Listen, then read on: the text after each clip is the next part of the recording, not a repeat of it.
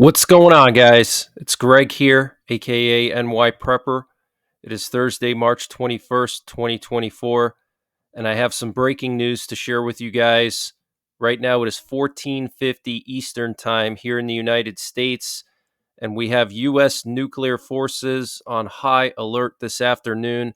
What you're looking at here is a screenshot showing 5 nuclear war command and control planes in the air right now. These planes are responsible for remotely launching all of our Minuteman III ICBMs, and they're also responsible for communicating with our submerged nuclear armed submarines. So these are one of the most important planes in the U.S. military because they provide a survivable communication system for our nuclear forces during a nuclear war. So this is extremely concerning to have 5 of these up in the air at the same time. And in addition to that, we have 2 nuke sniffers in the air and also a B-52 nuclear bomber in the air over Kentucky right now. It's very unusual to have 2 nuke sniffers in the air at the same time. And a nuke sniffer is a special plane that can sample the atmosphere and determine if there's any radiation. And that would help to figure out if some country did a nuclear test or are planning a nuclear test or something like that. So this is extremely concerning, guys. Okay, now in addition to this, we have some major breaking news coming in from the Institute for the Study of War. And in their latest report on the Ukraine war, they said that there are several Russian financial, economic, and military indicators suggesting that Russia is preparing for a large scale conventional conflict with NATO. Okay, now the Institute for the Study of War, if any of you guys are not familiar with them, they're extremely conservative in the sense that they don't report something unless they know it's 100% fact. Okay, they're the total opposite of being sensationalists or alarmists. Okay, it's a well known Washington, D.C. area think tank with retired generals and people in the government. Okay, so they usually err on the side of caution when they report things like this. So if they're reporting something like this, that's extremely concerning. Okay. So I'm going to talk more about this tonight during my live stream at 8 p.m. Eastern Time. So join me on the live stream and we're going to break this down in greater detail. And we'll talk about all the latest breaking news in the last week because there's been so much news. So we have a lot to catch up on. So check out my live stream later on tonight. And the Estonian Prime Minister said yesterday in Brussels that a Russian defeat in its full-scale war on Ukraine will help prevent World War III. Russian President Vladimir Putin needs to understand that Western support for Ukraine could extend to troops on the ground, the chief of France's armed forces, General Thierry Burkhard, said on March 21st, as reported by AFP. Putin has built his operation on the idea that the West will never go into Ukraine but will only supply arms, Burkhard said. We have to show him that he will not be able to use this logic to go all the way because this idea is not right, he added. The war in Ukraine concerns us because we are involved in its consequences. Europeans must therefore be capable of taking risks to ensure the security of Europe in the decade to come. Wow. So we're seeing more and more high-profile figures in Europe calling for troops in Ukraine, NATO troops in Ukraine. Okay, and remember, in the beginning of the war, they said they would never send American tanks, and they did. Then they said they would never send F-16s, and they're going to. And they also said there would never be any Western troops in Ukraine, and now there will be. Okay, so that's coming, guys. It's imminent. And I reported yesterday that some local sources in the Cherkasy region of Ukraine were reporting that they were seeing a huge amount of foreign troops arriving to Cherkasy, and they were taking shelter in the ground levels of schools in the area. Okay, so I don't know how true that is. That could just be Russian propaganda or fake news. Okay. A popular antivirus company has just been fined $16 million because its privacy software was secretly being used to sell user data. For years, this antivirus software company harvested user information without their consent while tricking the users into thinking they were using privacy software. That's why I've been protecting my data with Virtual Shield 1. Thanks to Virtual Shield 1, my data is monitored and protected from data breaches, advertisers, tech giants, and cyber criminals. This advanced identity theft protection suite provides 24/7 peace of mind and security. It's easy to use, and if you use the link in the description below this video, which is virtualshield.com/deals/NYPrepper, you can save over 50% and get a 60-day risk-free trial. This includes unlimited bandwidth, anonymous browsing, and fast internet speeds across all of your devices. So use the link in the description below this video, which is virtualshield.com/deals/NYPrepper to get a huge discount and a 60-day risk-free trial on Virtual Shield 1 identity theft protection. There's a lot of signs that point to NATO sending troops to Ukraine. I think it's inevitable. I think it's a matter of time. It's not if, but when. Okay. And for all we know, they could already be there fighting with Ukrainian uniforms on. Okay. But what the Institute for the Study of War said about Russia preparing for a large scale conventional conflict with NATO extremely concerns me. If you remember a few days ago, I reported what the president of Poland said, Andrzej Duda. He said that there were a lot of signs coming out of Russia that Russia was preparing for a full wartime economy, and he was deeply disturbed by it. And he said that NATO has to be prepared for war by no later than 2026. Guys, 2026 is not that far away, but I think it's going to happen way before then. I think it's going to happen this year. We've been seeing a massive buildup of Belarusian forces on the border of Lithuania and Poland. So, what you're looking at here is a picture showing the location of this mechanized brigade that has been deployed to within 10 miles of the Lithuanian border in Belarus. And this brigade has been brought onto full wartime status, and they've drafted 5,000 people in Belarus just to bring this brigade to full wartime status. Okay, so this brigade normally would be like 100 miles away from the Lithuanian border, and Belarus has now moved this brigade to within 10 miles of the Lithuanian border, right next to Vilnius, which is the capital of Lithuania. It's gone into full wartime mode. Okay, they've brought this brigade into full wartime mode. This brigade has 62 T-72s, 219 combat armored vehicles, 78 artillery systems, 14 air defense systems. This is not some tiny brigade, guys. Okay, so Belarus is massing forces on the border of Lithuania and Poland. There's also artillery regiments that have been moved within just a few miles of the Polish border, and also S-400 missile systems. So get prepared, guys. Things are really starting to get crazy.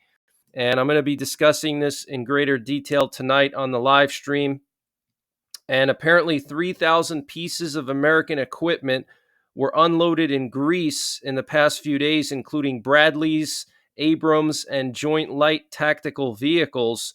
And last night there was a massive missile attack on Ukraine. Almost a dozen Russian Tu-95 strategic bombers took off from the Alenia airfield sometime before 1 a.m. local time. 31 missiles were shot down, according to Ukraine. 2 of them were ballistic missiles, and the rest were cruise missiles. No fatalities have been reported yet, but there are some fires and destruction and injuries. Apparently, the missiles entered the airspace of Ukraine through the northern part of Ukraine, through the Sumy region, around 4 a.m. local time. Most of the missiles were targeting Kyiv, the capital, and we do know that a kindergarten building and a residential high-rise building were hit. Okay.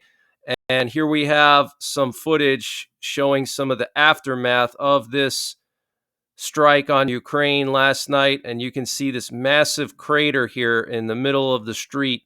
I mean, this is just absolutely insane. Look at this crater, guys. And the blast wave just completely blew out all the windows of this building nearby. Absolutely insane. And here we have a picture showing some of the Bradleys that were unloaded in Greece. Look at all these Bradleys, guys. And from my understanding, this is all going to be going towards Ukraine and Romania. It seems to me like this is preparation for World War III, that they're bringing in thousands of tanks and Bradleys to Greece so they can move them up to Romania and have them ready in case something happens. Okay. So this is very, very concerning. Here we have a picture of the Belarusian mechanized brigade that was moved to within just a few miles of the Lithuanian border. And here we have a video showing this train going through Greece. This is somewhere in Greece, and it's heading towards Bulgaria. And you can see all this equipment here on this train. So here we have armored recovery vehicles. Okay, so these are the vehicles they use to recover a tank or Bradley if they get stuck in mud or turned over, they flip over or something like that, or they get hit by a mine and they need to drag them out. That's what they use, these vehicles right here. So we got armored recovery vehicles here, a lot of them. Then here we have Bradleys. Okay, so lots of Bradleys here. And then here we have just armored personnel carriers. We have some medical vehicles there. So things are really escalating, guys. I think this war between NATO and Russia is coming very, very soon. So we need to make sure we're prepared as best as possible. Make sure you know where your nearest fallout shelter is. If you don't have a basement in your home, you need to have a fallout shelter. And on my website, I actually just recently posted a list of fallout shelters in rural and urban areas. Okay. So check that out. It's on my website, NYPrepper.com. And then you're going to want to click on prepping references. And that's where I have all different kinds of information on nuclear war survival. You need to know where the nearest nuclear war target is to your primary residence, and you need to know the prevailing winds and how they change during the seasons, because that's going to determine how much fallout radiation you receive. And reports are coming in that Russia has leveled their own village in the Belgorod area to prevent the Russian rebels from capturing it. And apparently they leveled the town of Kazinka. I don't know how true that is, but that's what I'm hearing. And this town was captured by the Russian rebels a few days ago.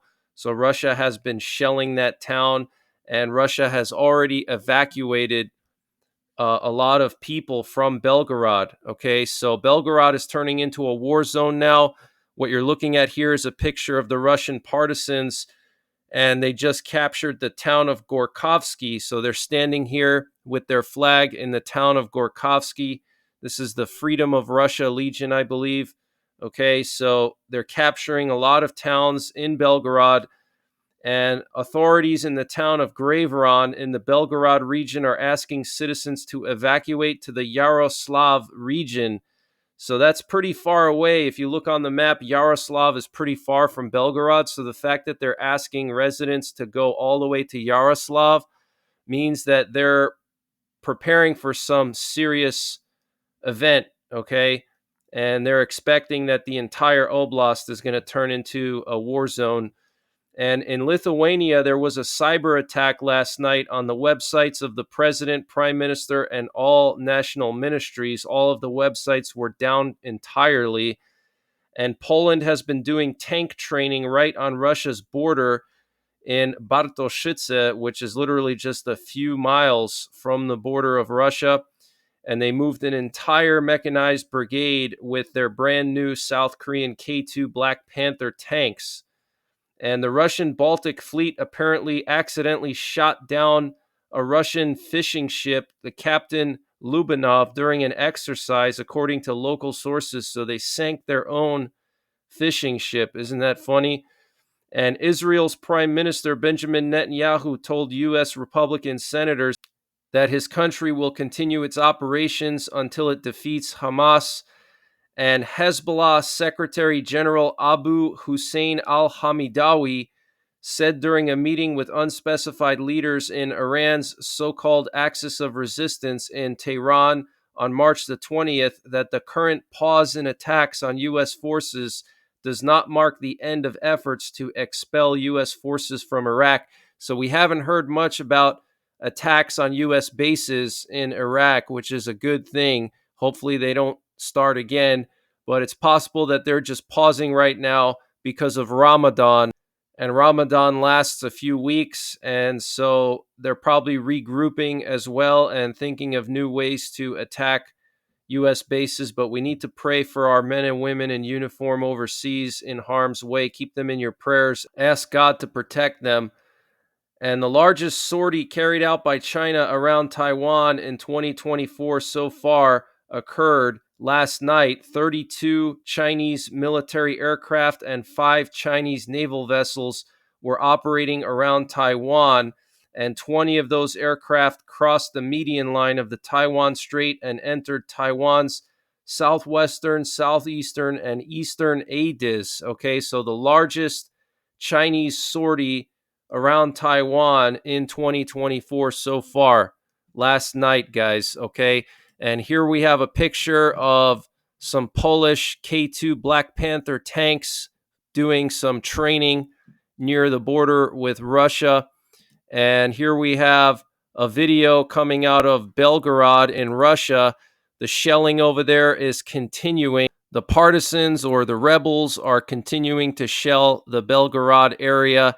So that's going to definitely infuriate Putin. We'll have to wait and see what he does in response to this. Okay, is he going to set up that sanitary zone in Kharkiv Oblast? Is he going to deploy chemical weapons on his own territory to eliminate these rebels? Is he going to drop nukes in the area to contaminate it with radiation?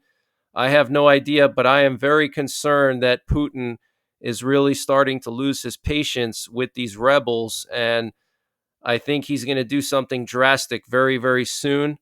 And I'm also very concerned that Putin could use nerve agents in Ukraine and also on his own soil to make an example out of some of these rebels here.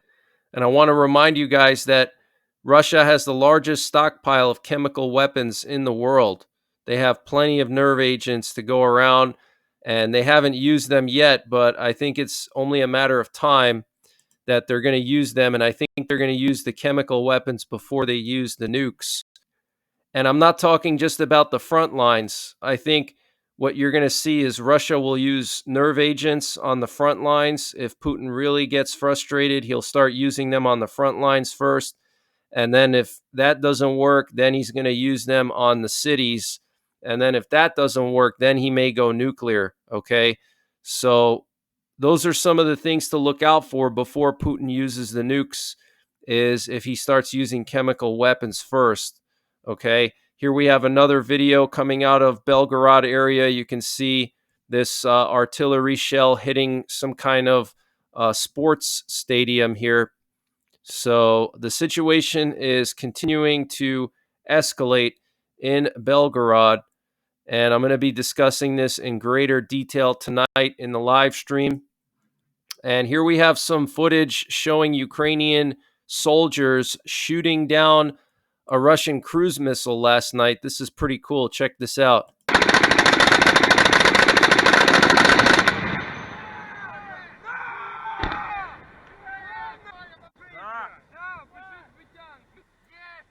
So they were probably using some kind of anti-aircraft gun. I don't think these are just AK-47s. They're probably using like 20 millimeter or 30 millimeter rounds.